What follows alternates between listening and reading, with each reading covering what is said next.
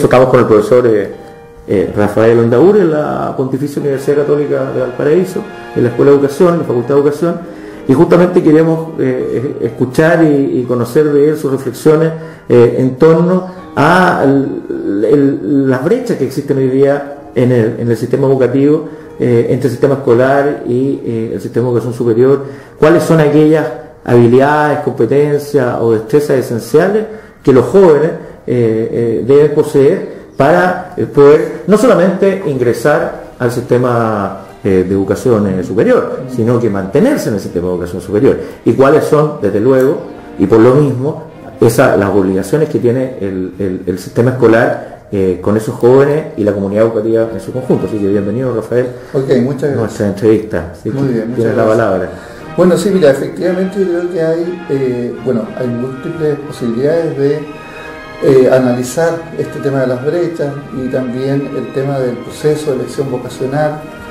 Sin embargo, a mí me llama muy fuerte la atención las diferencias, incluso el divorcio que hay entre lo que podríamos reconocer como la trayectoria educativa, formativa del alumno, de las personas, de los jóvenes, y lo que ofrece el sistema educacional en cada una de sus partes para favorecer esa trayectoria. Desde el punto de vista de la orientación vocacional, establecemos o se establece una relación de coherencia, o que debiera ser muy coherente, entre la experiencia escolar del estudiante, el desarrollo de sus competencias, el desarrollo de sus intereses, el desarrollo de sus aptitudes en el ámbito escolar, como una primera fase de un camino que ya no va a terminar más en términos de su formación, sino hasta su muerte prácticamente, sobre todo en el contexto de la formación continua, y cómo este proceso de afianzamiento de su vocación tiene después relación con decisiones que va tomando en la enseñanza media, dentro de la enseñanza media también, en términos de continuada formación técnico profesional o una educación humanístico-científica. Al finalizar la enseñanza media, respecto de la educación superior o el mundo del trabajo, y si hace la elección por la educación superior, hay 3 ámbitos posibles, y posteriormente también con un título profesional, insertarse al mundo laboral, donde por un periodo corto va a tener la práctica del trabajo, pero enseguida, por las necesidades de nuevo del mercado, de la renovación de las competencias, va a tener que tomar decisiones de perfeccionamiento, capacitación. Es decir, es un continuo. Sí. Y esa es la trayectoria educativa, formativa, e incluso podemos decir educativa, formativa y laboral.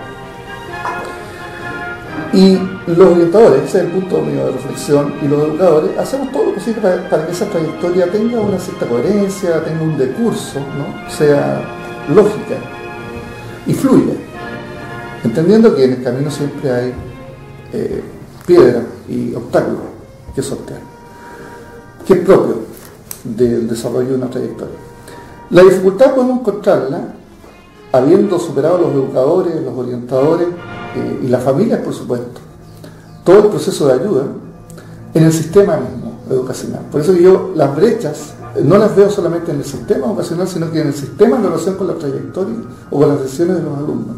¿Cuántas veces los alumnos, por ejemplo, pueden ir y volver a la experiencia laboral y después devolverse a la experiencia educativa, ¿no? Eso significa muchas veces trabas por el tema de los horarios, por el reconocimiento de la experiencia, por el no reconocimiento de la experiencia que las personas pueden traer desde el mundo laboral y cómo se homologan desde el punto de vista de la formación.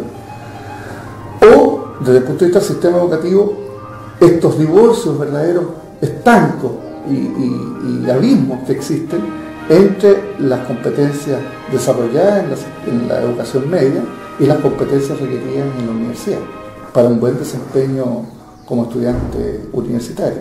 Ahí también hay otro abismo, ¿no? Hay otra brecha, como podemos establecer. No conversa el sistema educativo con el sistema formal de educación superior.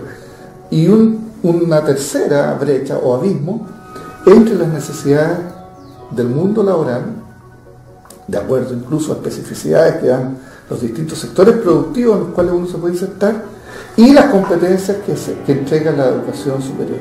Entonces, La dificultad existe en dos sentidos.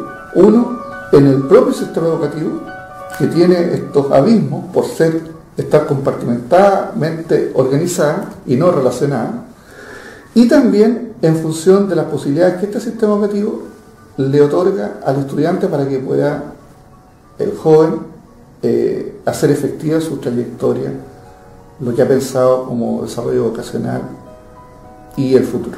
Es realmente muy interesante lo que estás planteando, Rafael, porque de alguna manera estás sistematizando parte de lo que nosotros estamos recibiendo continuamente como inquietud tanto de educadores, de parte de nuestros entrevistados, y efectivamente esas son tres brechas posibles. Pero de ahí también surgen las preguntas lógicas de estos abismos o esta falta de puente. ¿Cómo se construye? Claro. ¿Quiénes son los constructores? Y cuáles son los materiales que requerimos para que esas brechas se transformen en puentes. Por ejemplo, hay uno que tú has mencionado, que yo solo he escuchado a autoridades del Ministerio de Educación más de alguna vez, y hace años a la fecha, respecto de los compartimentos estancos al interior del propio sistema formal de organización del Ministerio de Educación como el gran animador de la educación en Chile. Existen divisiones de educación al interior del Ministerio que, por ejemplo, está la división de educación general para poder concentrarnos en el tema que estamos conversando, que ve la educación escolar, y está la división de educación superior que ve los temas propios de la educación terciaria. Pero entre ambas no existe ningún tipo de diálogo o bisagra. ¿Cómo se resuelve eso? Bueno, yo creo que hay aspectos que tienen que ver con la cultura, en primer lugar. Y nuestra educación actual, en términos de las personas a las que atiende, que son prácticamente todos los niños, para la enseñanza básica, y un porcentaje importante de los jóvenes, nuestra educación viene de una estructura bastante elitista, ¿no? No siempre todos han tenido derecho a la educación. No nos vamos a pronunciar esta vez respecto a la calidad de la educación, pero por lo menos del derecho a educarse, el acceder al sistema educativo.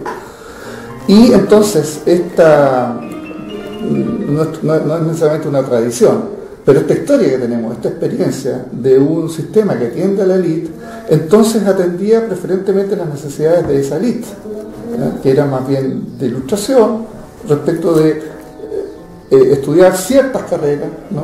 Y el mercado valorizaba probablemente por sobre otras experiencias esas carreras, ¿no? Las carreras llamadas liberales. Entonces el golpe fue muy fuerte, yo diría, desde la década de los 60 hasta el día de hoy, en términos de la masificación del servicio educativo.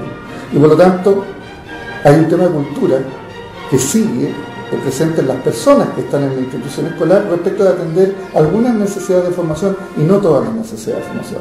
Las clásicas, yo creo que estamos en un proceso de menos a más, pero seguimos atendiendo a través de la cultura y entendiendo que las matemáticas son las matemáticas clásicas y no necesariamente la aplicación de las matemáticas. Y el lenguaje tiene que ver de nuevo con algunas formas que son muy importantes, pero no tiene que ver con el lenguaje como expresión de la cultura, o la relación cultura y lenguaje, como la cultura también va desarrollando nuevos lenguajes y nuevos códigos.